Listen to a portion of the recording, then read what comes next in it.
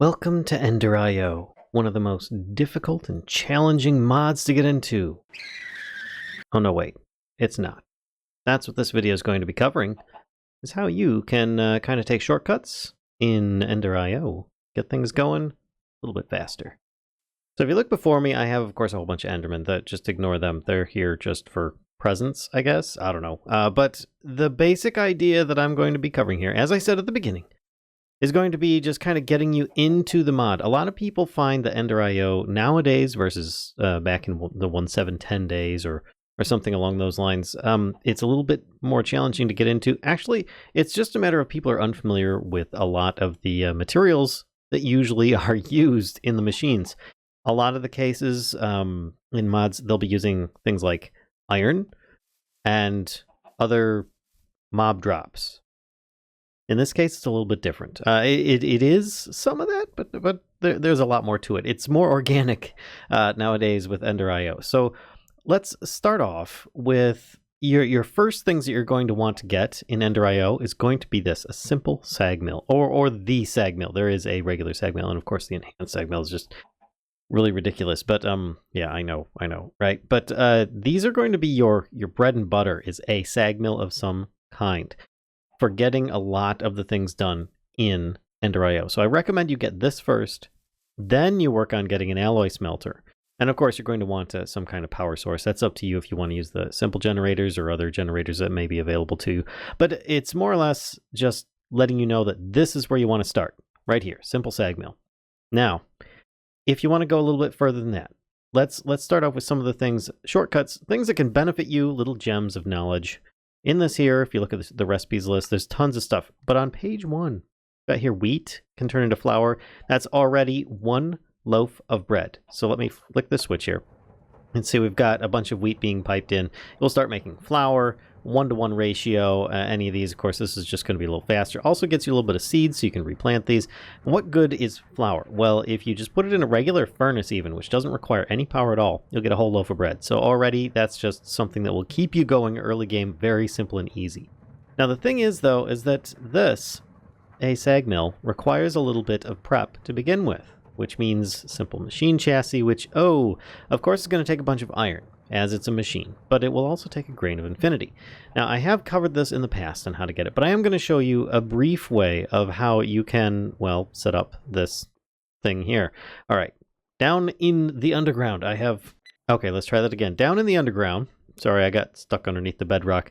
This is not exactly perfect bedrock. I actually found it like this. I didn't build any of these in here, but I would recommend that obviously you're going to want to use a flint and steel on the bedrock to get your grains of infinity, which over time you have a 50-50 chance of getting these things to pop off of fire on bedrock.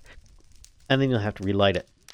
So instead of just standing down here manually doing this all the time, yes, there are multiple ways that you can automate this. I've got another video that shows how you can do this a little bit more advanced, but I'm just showing you a more basic way of doing it. I'm going to recommend you make yourself... Oh, there we go. One of them just popped into a bit of some infinity. They're jumping everywhere, but this vacuum chest is picking them up. There was a couple less in here before. There was, I think, 23. But the idea is that 1 flint and steel in a dispenser that... Actually, here, let me use it once so that it can start working. With a dispenser and an observer... and just a little bit of redstone can actually do quite a lot of work for you. Over time, see, there we go. It's just constantly relighting anytime that the fire changes its availability. But this, the vacuum chest, is going to be probably one of the first things you want to get, just so that you have a steady flow of grains of infinity. You don't have to keep going up and down all the way to the top or bottom of, the world in order to do this. Now, a vacuum chest is going to require, of course, a lot of things are going to require iron. That's one of the required materials. But it would, and a pulsating crystal. This is where your first diamond is probably going to be best spent, in my opinion. Now, others might have other ideas, but this here. And in this case, you're also going to want a pulsating iron ingot, which is made in an alloy smelter. See here, this is going to be the second item that you make.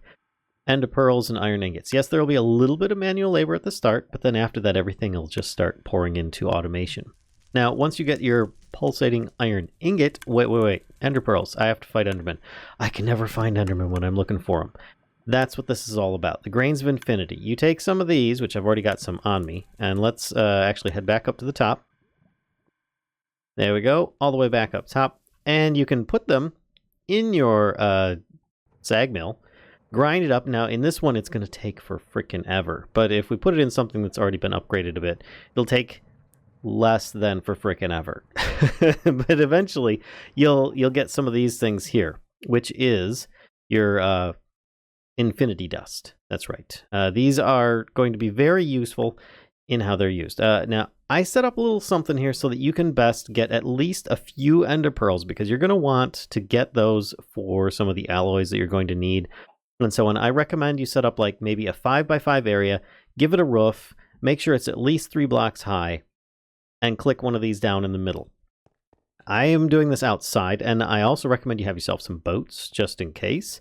If you're early game right now, then it's going to be a little bit more difficult. And I recommend you at least set up like 3 sections here. So I've got like 15 blocks by 5 blocks. And I just click in the middle here. There's very little overlap. It's possible that some of these might eke out.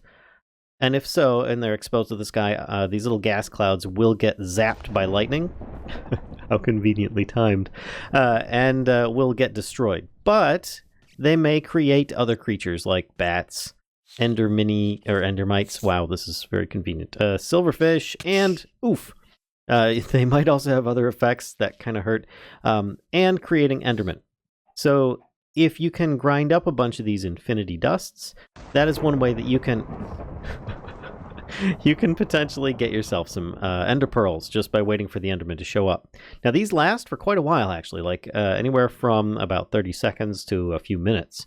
So it's just something to look at there. And while these are currently spawning and you're waiting, you can grind up some more Infinity Dust and continue on with this. Now, in this case, I wasn't very lucky. There's a slim chance, it's not like 100% or anything like that, that you'll get these. And you can spawn a whole bunch of these, but just remember, the more clouds of these you have, it is likely that, you know, that you're going to spawn more stuff. But the more overlap there is, the less likely that these guys are going to stick around. They're probably going to get injured. Hey, get out of here. They're probably going to get injured and teleport really far away. You just want them to stick around. And this is why I recommend you kind of space them out. Save yourself losing the Infinity Dust and use it to just kind of like create your random dudes. You might also get some other handy drops as well, but this is one easy way of doing it. It's already automated down in the bottom if you're lucky. And hey, look at this. I just got myself a slime, which I'm going to need those materials anyway. So that's also a good thing. Get back here. Aha! Our first Enderman. There we go. Not too bad. Then we can finish him off. And hey, I got lucky. Get ourselves an ender pearl. Just try not to hit those little gas clouds. They really hurt. They can have lots of bad effects. Once you get that ender pearl, then of course you can make that vacuum chest downstairs. You don't have to be manual about anything anymore. And things are going to go good at that point. So, things that you need to hoard. Slime balls. That's one of them. Chickens. That's another. People usually don't understand this. That obviously slime balls, not always easy to come by. If you don't have that as an option, get yourself a chicken, put it on a hopper, connect it to a chest, get yourself some eggs slowly over time. So I recommend you get yourself several chickens if possible. And then you can use the eggs instead.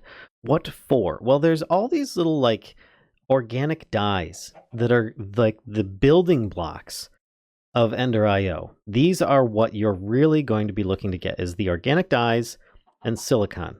These are your bread and butter. Of course, Grains of Infinity are also going to be the source of everything as well. So if you get a good supply of these items here, then it should be pretty easy at that point, because you're always going to be able to find iron and such. But these are also going to be some of the items you're going to want to try and hoard a bunch of. Coal, you're definitely going to want that, because you're going to need to turn a lot of it into coal powder. Gold, surprisingly, is hidden in a lot of recipes. It's used in a lot of capacitors, as well as several other items.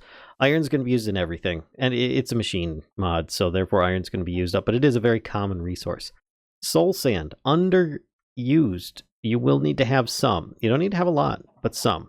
And for any kind of the brown machines in Ender.io, you'll probably end up needing to use gold with that to make Solarium. Now, of course, quartz is going to be another item as well. So Ender.io will require, in most cases, you to have gone to the Nether, in order to really progress into it. And at least a little bit of lapis. And that's going to help you in a few different ways depending upon the way that you go. So, other things you're going to want to hoard. Sand and clay. Yes, I know, it's a bit OP, but it's something that needs to be done. The reason being is so that you can make silicon.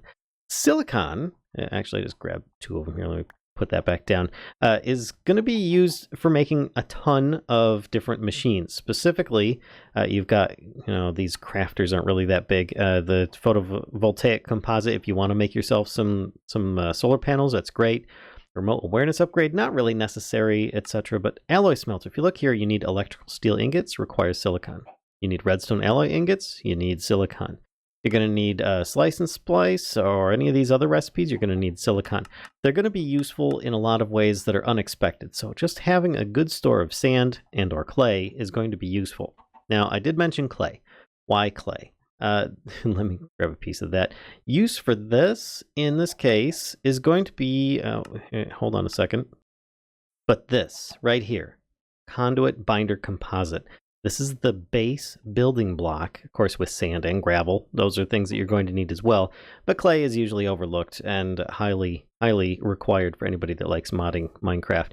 But it is the building blocks for just about any of your standard, conduits. You've got your fluid, your electricity, your item conduits, and so on. Those are going to be useful for that. So it's just something that you're going to want to try and hoard. Sand, clay, grass. Well, that all depends on the biome that you're in, whether it be grass or vines or even cactus will be used for, basically making some more items that you will need for some of these powders. Organic green dye, to be exact, require clippings and trimmings, which, if in a sag mill, you'll produce those primarily. Best producers are going to be grass or tall ferns. And then you've got, if you're in a jungle biome, you're actually in luck. You've got a better chance at finding some of this stuff than others. But then again, you're going to have difficulty in finding things like sand and clay. So it's going to be kind of a trade-off. But the cocoa beans will be useful as well as your vines, because these in a sag mill can be turned into your clippings and trimmings very easily.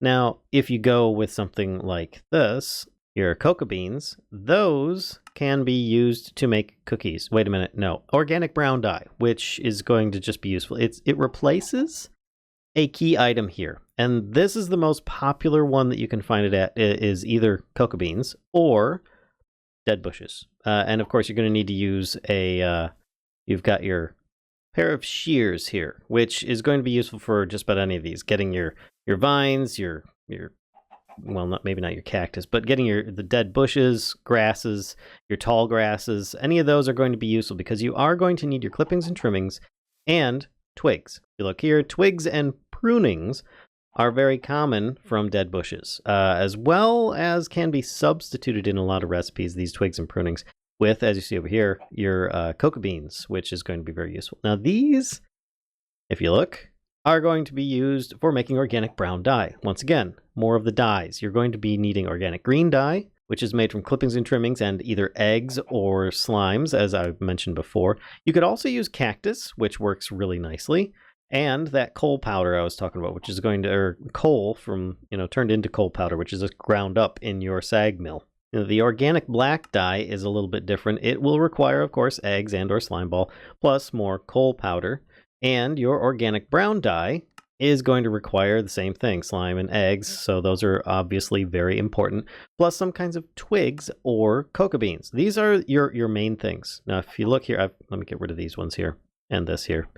If you look here, the industrial machine chassis is going to be requiring a simple machine chassis, which, as before, Grains of Infinity. You're starting to see the dots lining up at this point, I hope, at the very least. But the use for this is to make your basic machines. Sag mills, generators, combustion generators, wired charger, all sorts of stuff like that. If you start going into some of the other ones, they'll require a soul machine chassis, which is going to be needed to make things like a powered spawner, a farming station, a soul binder, and all of the different obelisks that you might want. These will require soul attuned dye, which then, of course, requires the organic brown dye. Again, more of the brown dye, plus quartz organic black dye, soul powder, which is just solarium, which of course is just gold and soul sand. All the things that I mentioned, basically. So let me sum this up for you really briefly. Basically, you're going to want to hoard sand and or clay. For the grass trimmings, you're going to want, well, grass or double tall grass or ferns. You could also do with vines or cactus, depending upon the biomes that you're in. You're going to want for the twigs, most likely dead bushes or cocoa beans. And then some kind of binder you're going to want, or binding agent for those. You're going to want either a chicken friend giving you plenty of eggs, or some kind of slime access that you can use to kind of combine all those things. And then surprisingly, a lot of things that you're going to be needing as you progress is going to be gold, quartz, a lot of coal, some soul sand, a ton of iron, and a little bit of lapis. And the reason for that is it can be turned into lapis lazuli powder, which of course can be used as in photovoltaic composite as well as industrial dye blends, which are used to make those industrial machine chassis, which are kind of the core for making your standard machines instead of just those simple ones. So it'll make like this, the middle tier version instead of the beginning one. So that's pretty much it. I mean, I realize that some of this might be elementary for some people, but the idea was to just let you know that you've got to kind of harvest a lot of your more organic vanilla stuff for Ender.io than you previously did. Whereas a lot of machine mods and tech mods, now this is kind of a techie magic mod, would require a lot of just ores. In this case, you've actually got to go onto the surface, fight the sunlight, and get the job done right. So I hope you guys enjoyed this video on Ender.io and just kind of getting you guys started in a little bit of a better shortcut, maybe? I don't know. Hopefully you guys will find this useful and you'll better get into Ender.io knowing that these are some of the core items that you will need in order to start and get into it much easier than if you're not prepared. So, if you enjoyed this video, be sure to give a like, comment, subscribe, and as always, be sure to spread the mischief to everyone that you could possibly think of. And until next time, folks, I'll see ya.